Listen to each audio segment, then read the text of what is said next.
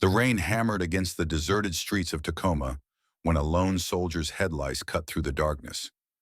Silas had seen war, but nothing prepared him for what stumbled into his path that night. A little girl in a torn pink dress, drenched and shivering, her voice breaking as she cried, "Please, help my mom." At her side, his German shepherd, Valor, stiffened, ears sharp, as if he too could sense the terror lurking inside the warehouse behind her. Silas gripped the wheel, heart pounding, because in that moment he knew this wasn't just a cry for help. It was the beginning of a battle against a darkness that owned the city itself. The storm came in heavy sheets, slamming against the windshield like an endless barrage of bullets.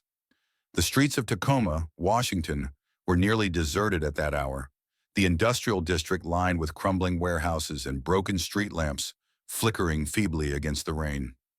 Silas drove in silence, the rhythmic swish of the wipers the only sound inside the cabin. His German shepherd, Valor, sat alert in the passenger seat, ears pricked, his amber eyes scanning the shadows as if he could sense dangers Silas could not yet see. The soldier trusted those instincts. They had saved him before, in places far from home, where the cost of a single mistake was death. Silas Hayes was 40 years old, though the lines etched into his face and the gray threading his dark hair spoke of years far heavier than his age alone. He carried himself with the restrained stillness of a man who had learned patience in battlefields where rashness cost lives. Broad-shouldered and weathered, he still wore the olive field jacket issued years ago, though faded now and patched at the elbows. In the Army, he had been known as reliable, unshakable, yet in the quiet hours alone, he wrestled with the ghosts of decisions that cannot be undone. Years earlier, a comrade had fallen in an ambush because Silas had delayed his call by seconds, weighing the risk too carefully. That memory burned into him like a scar, a reminder never to hesitate again when lives hung in the balance. Valor had been with him for 6 years, a retired military K-9 whose loyalty outlived his service record. With a coat of black and tan, muscles rippling under rain-dappled fur, and a stance that blended power with dignity, he was more than a companion. He was Silas's anchor, his shadow, and sometimes his conscience. Where Silas's face betrayed restraint, Valor's growl or tail wag revealed the truth. Who could be trusted when danger pressed too near and when hope was still alive? The Range Rover hummed along Jackson Street, its headlights carving pale tunnels through the downpour. Silas had taken the long way home from the base, detouring through Tacoma's forgotten warehouse district, where rusting corrugated steel walls leaned like weary old men, and graffiti bled into the soaked brick. He told himself it was simply the quickest route. In truth, he often drifted through such desolate places. He understood the language of ruin, of places abandoned, yet still clinging stubbornly to the world. Then the night shifted. Out of the gaping maw of a warehouse door, a small figure burst forth, stumbling into the wash of his headlights. Silas's foot slammed the brake, tires screeching across slick pavement, the SUV skidding sideways before jerking to a halt. His heart lurched as the figure resolved into a child girl, no more than 7. She was barefoot, her legs splattered with mud, her torn pink dress plastered to her thin frame by rain. Strands of light brown hair clung to her dirty face, streaked with tears. She staggered toward the vehicle, arms outstretched, her cries piercing through the storm. Silas was out of the driver's seat before thought could catch him. Valor leapt down beside him, instantly lowering into a protective stance, his body rigid, growl rumbling low as the child collapsed to her knees. "Please!" the girl sobbed, clutching at Silas's leg. Her voice was shrill with terror. "My mom! She's tied up! They're hurting her inside!" She pointed toward the warehouse with a trembling hand. Silas crouched, placing steady hands on her shoulders. Rain dripped from the brim of his jacket onto her fragile arms. "What's your name?" His voice was firm, grounding. "Ellie. Ellie Grace," she stammered, her teeth chattering. Her wide blue eyes flicked toward the darkness of the warehouse door, and her small body shook as if every muscle remembered what her mind could not yet say. Valor pressed closer, sniffing at her hands, then barked once, sharp and decisive. Silas knew that sound. It meant truth, urgency. Without hesitation, he nodded. All right, Ellie, we're going to help your mom. Together they crossed the cracked concrete lot toward the warehouse. Rainwater pooled in black pits, the smell of oil and rust heavy in the air. The steel door groaned as Silas pushed it open, the hinges shrieking into the night. A blast of mildew and dust hit him. His phone's flashlight cut a wavering path through the gloom, beams catching on scattered cigarette butts, rope fibers, and an overturned chair. Valor padded ahead, nose low, tail stiff, growls reverberating in the hollow expanse. In the far corner, the light found her. A woman lay crumpled against the wall, wrists and ankles bound with coarse rope, her blue dress torn, skin bruised. She looked to be in her mid-30s, her auburn hair matted with blood from a cut above her temple. Her breathing was shallow, lips pale, but alive. Ellie darted forward with a cry, only to be caught back by Silas's steady hand. Stay with Valor, Silas ordered softly, and the dog nudged Ellie gently with his muzzle, guiding her to his side. Silas knelt at the woman's side. Clara Jennings, he murmured, remembering Ellie's words. Her eyelids fluttered weakly at the sound of her name. With swift movements, he pulled a folding knife from his pocket and sliced through the ropes. As the cords fell away, Clara winced, her wrists raw and red. When Silas moved to examine her leg wound, Ellie suddenly cried out, Don't lift my mom's dress! Her voice cracked with fear and shame, the protective instinct of a child. Silas froze, meeting the girl's tearful eyes. He spoke with calm assurance. I just need to stop the bleeding. I won't do more than that. I promise. Slowly, Ellie nodded, still clutching Valor's fur as if anchoring herself against a tide. Silas lifted the hem just enough to see the damage, a deep gash across Clara's thigh, blood pooling dangerously. He pressed down with his jacket sleeve, stemming the flow. And then a sound cut through the storm outside. A metallic scrape, the shuffle of boots. Valor whirled, barking ferociously at the darkness beyond the doorway. In the flicker of light, Silas glimpsed two shadows retreating quickly, their outlines melting into the rain. Whoever had done this was not far. Valor lunged forward, teeth bared, standing guard until the threat faded into distance. Silas scooped Clara into his arms, her head lolling against his shoulder, then reached for Ellie's hand. Stay close. Together, with Valor flanking them, they ran through the downpour toward the Range Rover. The storm swallowed the warehouse behind them, but Silas knew it was only the beginning. The Range Rover tore through the downpour, its headlights slicing pale arcs across the slick roads of Tacoma. Silas's hands clenched the wheel, knuckles bone white, as the SUV hummed forward. Clara's weight was heavy against the seat beside him, her breath shallow, every exhale trembling as if it might be her last. Ellie sat wedged between Valor and her mother, both arms locked around the dog's neck as though the shepherd's solid frame could hold her whole world together. Valor endured the desperate embrace without protest, his head bowed, golden eyes flicking from Clara's pale face to the windshield, every nerve attuned to Silas's tension. The soldier drove not toward the hospital, but into the quieter streets south of town. A glowing neon sign blinked ahead, half its letters dead, spelling out only Vega Clinic. Silas had made this choice years ago, after learning the hard way that hospitals leaked information as quickly as broken pipes. He needed someone outside the system, someone who valued secrecy as much as medicine.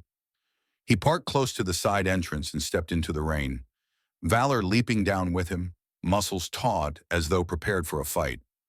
He lifted Clara from the seat, her head lolling against his chest, and motioned for Ellie to stay close. The little girl obeyed, Valor nudging her forward with a gentle push of his nose, his presence more commanding than any words could be. Inside, the clinic smelled faintly of antiseptic and brewed chamomile tea. The waiting room was lined with worn leather chairs and a single ficus plant struggling against neglect. Behind the counter appeared a woman in her late 40s, her hair black streaked with silver and tied into a tight bun, her almond-shaped eyes sharp yet softened with fatigue. Dr. Marisol Vega had once practiced in the city's busiest trauma ward before leaving the public system. A native of Mexico City, she had carried her determination across borders and into this small corner of Washington, where her patients knew her as fierce, discreet, and unyielding against corruption. "Silas," she greeted, her voice low but urgent, as though she already knew trouble had arrived. "Bring her in, rapido." They moved quickly into the back. Marisol's hands were steady as she directed her nurse, a young man named Jonah with sandy hair and glasses that kept sliding down his nose. Jonah was earnest, still new to medicine, but eager to prove himself, his movements clumsy but loyal in their effort. Clara was placed on the exam table. Marisol examined the wound, her brow furrowing. "She's lost blood, but she'll hold if we work fast." She pulled a tray closer, the glint of steel instruments reflecting the overhead light. "This was no accident," she muttered, her eyes rising to meet Silas's. "What happened?" Ellie's small voice broke the silence. "Bad men. They hurt her. They wanted something." Her hands fisted Valor's fur tighter, bearing her face against his neck. The dog remained still, letting the girl press her fear into his coat, his chest rumbling a quiet, reassuring growl, not of anger, but of guardianship. Silas crouched, meeting the child's eyes. "It's all right. You're safe here." Then to Marisol, he explained in clipped sentences what Clara had whispered before fainting. The abduction, the ropes, the brand burned into her thigh, the name behind it all. Victor Callahan. At that name, Marisol paused. She was not easily rattled, but even she knew the shadow cast by Callahan. Victor Callahan had built his empire on timber, construction, and land speculation across the Pacific Northwest. He was in his 50s, still lean, with a smile polished for investors and a ruthlessness sharpened for enemies. His money-oiled political machines, his reach extended into unions, courts, even the police. Rumors tied him to disappearances, but none had ever landed on record. To speak his name in Tacoma was to taste iron on the tongue. Clara stirred, her eyelids fluttering. He owns everything," she whispered hoarsely. Marisol steadied her shoulder, urging her not to strain, but Clara continued, her words tumbling in broken fragments. She had been a researcher for a consulting firm, tasked with reviewing Callahan's development contracts. She discovered falsified records, maps altered to seize public land, signatures forged to mask environmental destruction. When she made a copy of the files, she thought she had bought safety. Instead, men had dragged her from her car 3 weeks ago, demanding to know where she had hidden the evidence. She had resisted, endured blows. The searing heat of a brand meant to mark her silence, but she had not broken. Tears streaked Ellie's cheeks as she listened, though the girl tried to stay strong. She pressed closer to Valor, whispering against his ear, "Don't let them hurt us again." The dog shifted slightly, pressing his weight against her side, as though to swear silently that he would not. Marisol finished stitching Clara's wound, her hands deft and precise. She applied gauze, taped it firmly, then draped a blanket across Clara's legs. Her eyes lingered on Silas. "This is bigger than you think. If Callahan is after her, you can't take her to the police. Half of them eat from his hand." "I know," Silas replied, his voice hardening. "But I won't let her fall through the cracks. Not like—" He cut himself short, but the memory rose unbidden. The face of his younger sister, Anna, 20 years old, standing at his doorstep with bruises on her arms, whispering that her boyfriend was dangerous. Silas had told her to stay one night, to give him time to think, to plan. The next morning she was gone. The police called it an accident down a staircase. He had carried that failure in silence ever since. Now, staring at Clara and the daughter clutching Valor for safety, he swore he would not repeat that mistake. Jonah, shifting nervously, asked, "Then what do we do?" He was earnest, almost too naive, his youth still believing in systems that Silas had long since distrusted. "We find the evidence," Silas said, his voice steady, "and we keep them safe until we can burn Callahan's whole empire down." Marisol gave a tight nod. "Then you'll need more than medicine. You'll need silence." She turned to her nurse. "Jonah, nothing leaves this room. Not a word, not even to family." Jonah swallowed hard but nodded, sensing the gravity. Ellie, at last, loosened her hold on Valor, though she still leaned against him. For the first time, she lifted her gaze toward Silas, her eyes wide but steadier now. "Are you going to stop the bad man?" she asked. Silas studied her small dirt-streaked face. He did not give empty promises. But this time, for her, for Clara, and for the ghost of Anna, he gave the only answer that mattered. Yes, Ellie, I am. Valor barked once, sharp and resolute, as though sealing the vow. The rain had eased into a steady drizzle by the time Silas carried Clara back to the Range Rover. Dr. Marisol Vega had given him everything she could: bandages, antibiotics, and a whispered warning. Keep moving, Silas. Eyes are already watching. The soldier knew she was right. The storm outside was nothing compared to the storm gathering around Victor Callahan's empire. Clara, weak but conscious now, sat propped against the seat. Ellie curled protectively against her side. Valor rested his head in Ellie's lap, his breath calm and rhythmic, yet his eyes never closed.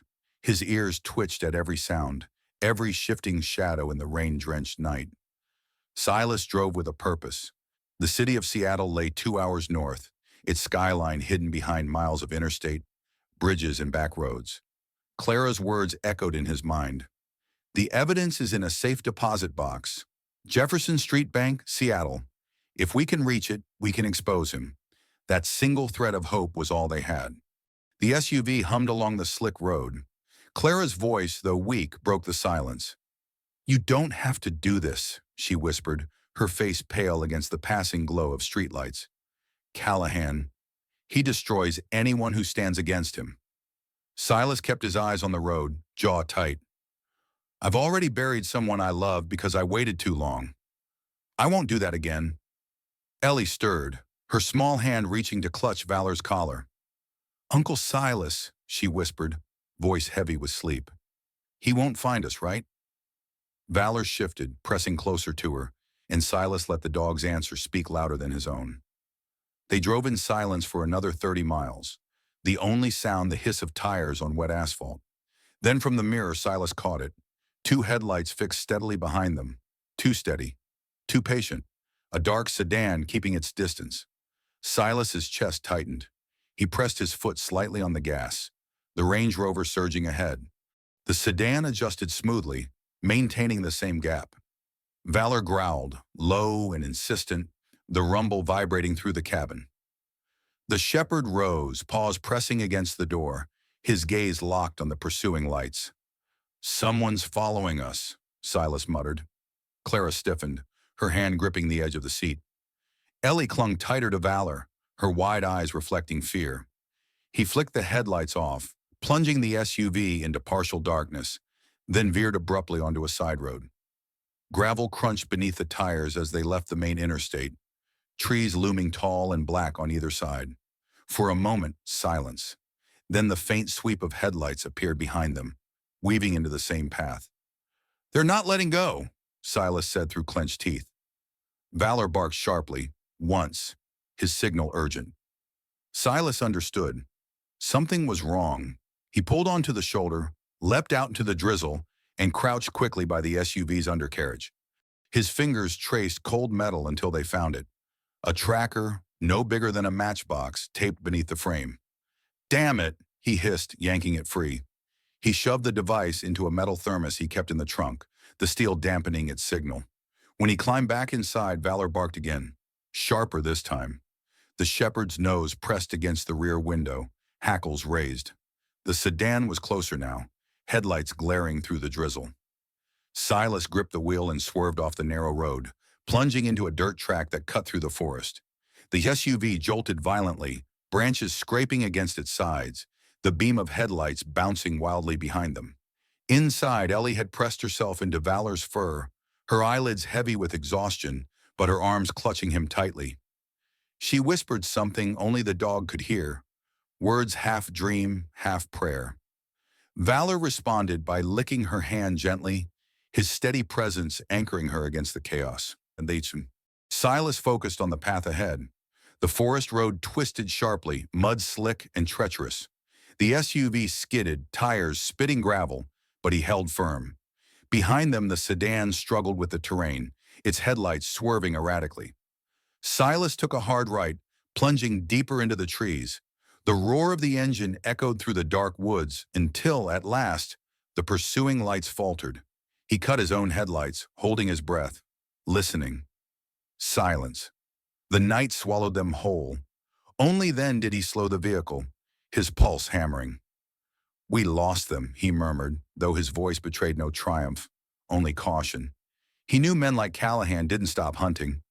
Clara shifted weakly, her voice faint. "If they're this close already, it means he knows what I've done. He knows about the files." Silas's eyes hardened. "Then we have to get to them before he does." They drove until the faint light of dawn began breaking through the clouds. The city of Seattle rose in the distance, its skyline blurred by fog, towers jutting like steel sentinels above the bay. For Ellie, who had never seen it, the sight was almost dreamlike. She leaned against the window, Valor's head resting across her lap, his eyes watchful even as she slipped into exhausted sleep. Silas parked the SUV at a quiet rest stop outside the city.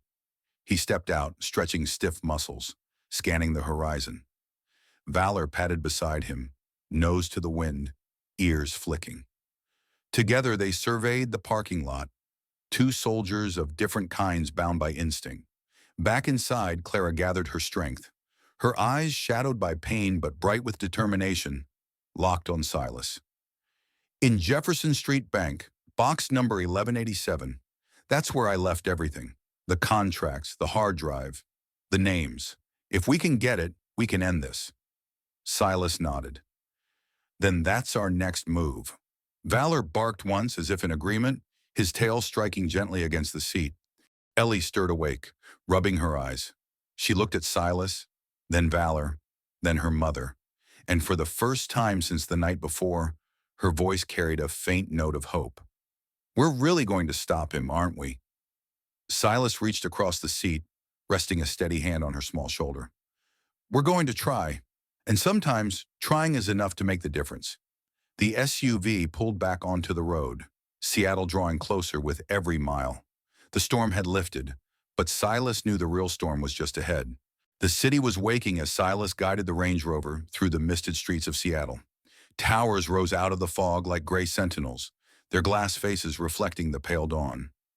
Clara sat quietly in the back, pale but composed, while Ellie leaned against Valor, her small fingers buried in the dog's thick fur. Valor sat like a statue, ears alert, his head occasionally turning toward the window as if measuring each passing shadow. Silas glanced at the clock. It was early, a time when the bank would just be opening. That was their best chance before anyone else knew they were there. They pulled into a side street near Jefferson Street Bank, a solemn stone building that seemed to belong to another century. Its columns stood tall, weathered but dignified, as though daring the modern world to forget its authority. Silas parked 2 blocks away, preferring caution. "We'll walk the rest," he said. Valor leapt down first, tail still but body tense, the picture of vigilance. Inside the bank, the marble floor gleamed under dim morning light. The few customers waiting at the counters were mostly older couples, their voices hushed. Clara moved forward, her steps steady though her body was weak. At the reception desk, she gave her name and presented her key. The teller, a woman in her 60s with cropped white hair and sharp reading glasses, studied her with a mix of suspicion and respect before nodding. "This way, ma'am." They were led into a narrow corridor, the air cool and dry. The sound of their footsteps echoed against the stone. A heavy steel door was unlocked, revealing rows of safe deposit boxes. Clara's hands trembled as she slid her key into box 1187. When the door swung open, the metallic smell of sealed secrets filled the room. She pulled out a plain gray box, its weight disproportionate to its size. Inside, carefully packed, was a hard drive, a stack of contracts bearing red seals, and a leather notebook bound in faded brown, its pages worn at the edges. Silas's eyes narrowed as he flipped the notebook open. Names, dozens of them. Police chiefs, judges, business tycoons, all tethered to Callahan. Some had numbers and dates beside them, coded but unmistakable. Clara's voice broke the silence. This is everything. Proof of land theft, bribes, falsified records. It's enough to end him." Ellie clung to Valor's neck, sensing the weight of the moment without understanding all its details. The shepherd licked her cheek once, then turned his head toward the door, ears twitching. He whined low in his throat. Silas noticed instantly. "Time's up," he muttered. They left quickly, Clara clutching the box to her chest. The air outside the bank was heavier now, the street too quiet. As they stepped into the parking lot, Silas's instinct screamed. From behind a row of parked cars emerged two men. The first was Travis Boyd, tall, lean, in his late 30s. His sandy blonde hair was slicked back, his tailored jacket doing little to soften the cold edge of his pale blue eyes. Travis had once been a Marine, dishonorably discharged after an assault charge, later recruited by Callahan for his ruthlessness. His stride was smooth, almost casual, but his gaze carried the predatory confidence of a man who believed no law could touch him. Beside him was Derek Sloan, broader, older, a wall of muscle with a shaved head and a jagged scar cutting across his cheek. Derek had grown up in the rough neighborhoods of Portland, surviving by intimidation and force. His fists had ended more arguments than words ever could. He cracked his knuckles as he stepped forward, his smirk cruel. "Going somewhere?" Travis's voice was calm, too calm. His eyes lingered on Clara, then on the box she held. "You should have stayed quiet. Now you've dragged your little family into something you can't finish." Silas shoved Clara and Ellie behind him. Valor bristled, lips curled back, a deep growl vibrating from his chest. "We're not giving you anything," Silas said, his tone flat, resolute. The parking lot erupted in chaos. Derek lunged first, swinging a baton aimed at Silas's ribs. Silas sidestepped, catching the strike on his forearm, the blow reverberating up his bones. He countered with a sharp elbow to Derek's jaw, but the larger man barely staggered.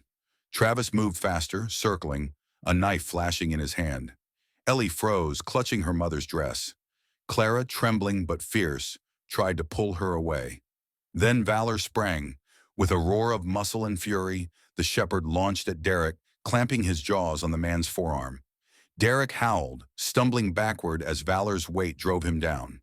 The dog's eyes burned, his teeth locked until Derek dropped the baton, blood dripping onto the concrete. Travis cursed and turned his blade toward Clara, eyes cold. At that moment, Ellie's gaze darted to a red fire extinguisher mounted by a pillar. Her heart hammered, fear screaming at her to hide. But something stronger rose inside her. She dashed forward, grabbed the extinguisher with both hands, and pulled the pin with shaking fingers. With a scream, she blasted a thick white cloud into Travis's face. The hiss filled the air, powder choking his eyes. He cursed, staggering blindly, his knife clattering to the ground. "Mom, run!" Ellie cried, her small body trembling, but her stance unyielding. Clara's eyes widened, tears blurring her vision as she pulled her daughter close. Silas seized the moment. He grabbed Travis by the collar and slammed him against a car hood, the man's head cracking against metal. "This ends now," Silas growled. Travis gasped, dazed but grinning, even through the pain. "You think you can stop him? Callahan owns the city." "Not anymore," Silas snapped, shoving him aside. Valor released Derek at Silas's command, the shepherd's muzzle stained, but his eyes still burning with fight. Derek crawled back, clutching his arm, spitting curses as he dragged himself toward Travis. Silas wasted no more time. He pushed Clara and Ellie into the SUV, Valor leaping in after them. He started the engine, tires screeching as they sped from the lot. In the rearview mirror, the two men staggered after them, their figures shrinking, but their rage unmistakable. Inside the SUV, Ellie clutched the extinguisher still in her small hands, her body shaking. Silas glanced at her through the mirror. "That was brave," he said quietly. She looked up, eyes wet but determined. "I just wanted to keep her safe." Valor nudged her gently, his tongue brushing her cheek as though sealing a bond. Silas's chest tightened. In Ellie's defiance, he saw both innocence and a courage raw enough to burn. It reminded him of what he had lost and what he still had to protect. The Range Rover roared away from the parking lot, its tires kicking up a spray of water on the glistening pavement. Clara clutched the gray box to her chest as though it were life itself.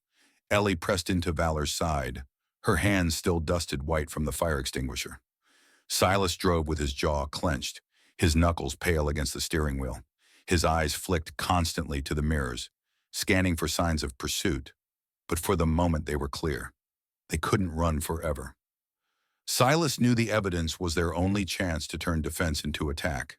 which meant one person. Samantha Reed. Samantha was a lawyer Silas had known since his Army days. She was in her late 30s, sharp-featured with auburn hair often tied back in a practical bun, her green eyes quick to see the cracks others missed. Born to a working-class family in Spokane, she had clawed her way through law school, fueled by a fury at injustice. Over the years, she had built a reputation for fearlessly representing whistleblowers and victims who had no voice. To Silas, she was more than a lawyer. She was one of the few he trusted to keep a secret. They met in a shadowed diner outside Seattle.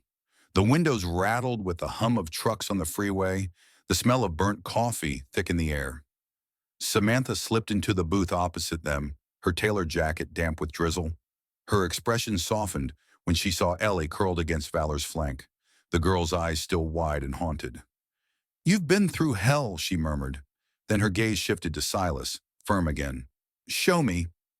Clara slid the box across the table, opening it just enough for Samantha to see the notebook and hard drive. The lawyer's eyes narrowed. "This is dynamite, but dynamite doesn't just blow up your enemies. It can bury you too." Silas leaned forward, voice low. "Then we need someone strong enough to hold the blast. FBI?" Samantha nodded reluctantly. "There's a special agent in Portland, Karen Douglas. She's seasoned, incorruptible. If anyone can take this on without selling us out, it's her." By nightfall, they sat in a dim office in Portland, the river lights glinting through Rain Street glass. Agent Karen Douglas was in her mid-40s, with closely cropped hair and the no-nonsense composure of someone who had stared down both criminals and bureaucracy. Her dark suit was plain, her voice clipped, but her eyes steel-gray carried weight.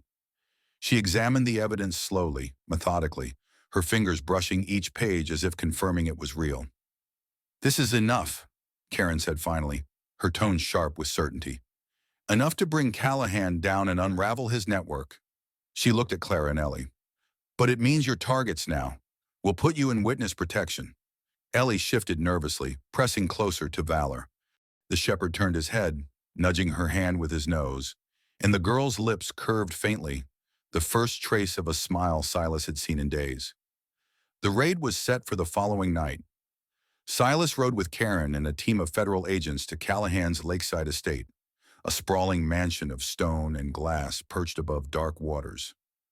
Night mist curled across the grounds, muffling footsteps as agents spread out like shadows. Silas crouched near the entryway, Valor at his side, the dog's breath visible in the cold air. He could hear Ellie's voice in his mind. "Uncle Silas, he won't find us, right?" He promised himself again, not this time. At Karen's signal, the door was breached. Agents surged through, weapons drawn. Callahan, clad in a tailored suit and silk tie, was seated in the living room with a glass of whiskey. For a brief moment, his mask cracked, the fury in his eyes raw and unfiltered. He lunged for a pistol on the table, but the agents were faster. A shot rang out, glass shattered, and in seconds he was pinned to the floor, cuffs snapping around his wrists. In the garage, Travis and Derek were dragged out of hiding, both bloodied and furious, their threats echoing through the cold night. For years they had been predators. Now they looked small.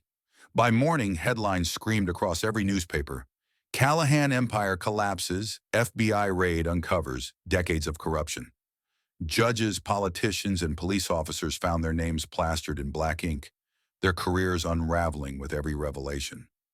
Clara's evidence had turned the city inside out. Yet for Silas, justice was only part of the story. Healing was the other. Weeks later, Clara and Ellie were relocated to Silas's cabin near Olympia, a wooden house that overlooked a quiet lake rimmed with pines. It was modest, its walls smelling faintly of cedar smoke, but it breathed peace. Clara, though scarred, began to walk with steadier steps. Ellie, still fragile, found laughter again in the simplest things, throwing sticks for Valor, chasing fireflies in the dusk, curling beside the shepherd during thunderstorms. Valor seemed to sense his new role was more than guard duty. He had become a bridge, carrying Ellie back toward joy. Silas discovered a rhythm he hadn't known he needed. His mornings were filled with fishing lines and coffee steam, his evenings with the soft murmur of Clara's voice and Ellie's giggles. Sometimes, when the lake mirrored the sunset in hues of gold, he thought of his sister Anna. He imagined she would have smiled to see this, a family not born of blood, but of survival and choice. Months passed, and Clara transformed her pain into purpose. With Silas's support, she founded the Grace Foundation, dedicated to helping women and children escape abuse. She spoke at small gatherings, her voice trembling at first but growing steadier with each story she told. Ellie often stood beside her, valor at her feet, a living testament to survival. Silas attended every event, not for duty but for pride, his silent presence steady as stone. On the day the foundation opened its first shelter in Portland, Ellie tugged at Silas's sleeve. "Uncle Silas," she whispered, her eyes bright, "are we a family now?" He looked at her, at Clara beside her, at Valor lying loyally between them. His throat tightened, but he nodded. "Yes, Ellie, we are." The girl grinned, the shadows in her eyes fading just a little more, and Valor, lifting his head, gave a single bark that echoed across the hall like an affirmation. When the storm finally passed, what remained was not just justice in the courts, but healing in the hearts of those who had once been broken. Silas, Clara, Ellie, and Valor found each other not by chance, but through the courage to step forward when fear whispered to turn away. Their story reminds us that family is not always defined by blood, but by loyalty, sacrifice, and the choice to stand together in the darkest hour. If this story touched your heart, tell us in the comments what family means to you. Do you believe, like Silas and Valor, that sometimes love and loyalty are the greatest weapons against darkness? If you want to see more stories like this, please like this video and follow our channel for the next journey.